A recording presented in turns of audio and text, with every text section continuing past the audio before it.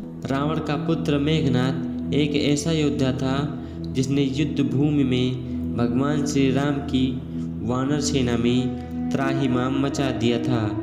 जब मेघनाद पहली बार युद्ध भूमि में उतरा था तब उसने स्वयं भगवान श्री राम व लक्ष्मण को नागपाश में बांध दिया था। ये इतना शक्तिशाली अस्त्र था जिससे दोनों भाई धीरे धीरे मौत के मुंह में जा रहे थे, लेकिन गरुड़ देवता ने आकर उन्हें बचा लिया था।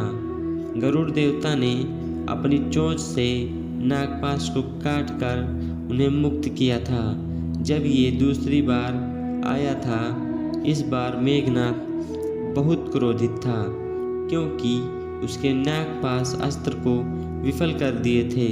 इसी युद्ध में उसने भगवान के छोटे भाई लक्ष्मण को मूर्छित कर दिया था।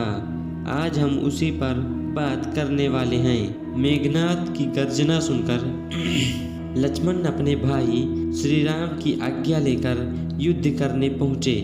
लक्ष्मण मेघनाद से भयंकर युद्ध किए थे, लेकिन मेघनाद अपनी माया का प्रयोग कर रहा था। उसके तीर बाणों की वर्षा और किसी भी दिशा में युद्ध करने से लक्ष्मण व्याकुल हो उठे। वह अपने भाई भगवान श्री राम के पास गए। मेघनाद के छल से क्रोधित होकर लक्ष्मण भगवान श्री राम से ब्रह्मास्त्र चलाने की आज्ञा मांगी। मेघनाद लगातार वानर सेना को समाप्त कर रहा था, लेकिन भगवान राम ने लक्ष्मण को ब्रह्मास्त्र चलाने से मना कर दिए।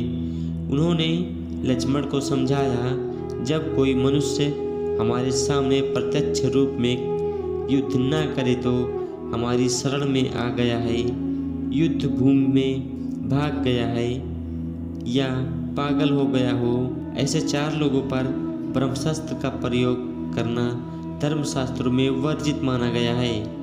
भगवान श्री राम के ब्रह्मास्त्र प्रयोग मना करने पर लक्ष्मण मेघनाद से युद्ध करने लगे।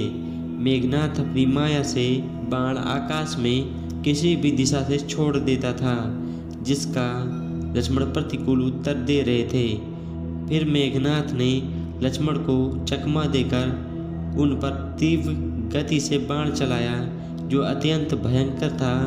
हनुमान जी ने जब ये देखा तो उन्होंने उस बाण को रोकने की बहुत कोशिश की, लेकिन विफल रहे। वो बाण आकाश मार्ग से आया और लक्ष्मण की पीठ पर लगा। उसका प्रहार इतना तेज था कि लक्ष्मण के हाथों से धनुष बाण छूट गए और वो मूर्छित हो गए। लक्ष्मण को मूर्छित देख मेघनाद आकाश से उनके पास आया और उठाकर रावण के पास ले जा रहा था, लेकिन लक्ष्मण शेषनाग के अवतार थे।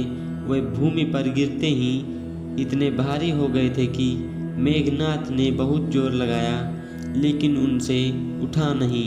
मेघनाद थक गया और लक्ष्मण को वहीं छोड़ चला गया।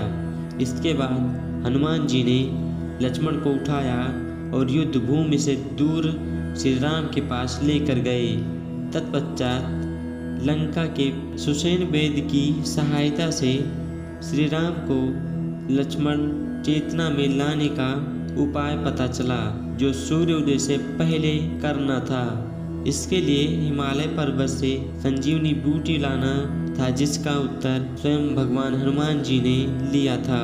संजीवनी बूटी से लक्ष्मण को फिर से चेतना आ गई, वह शक्ति बाण से घाव मुक्त हो गए।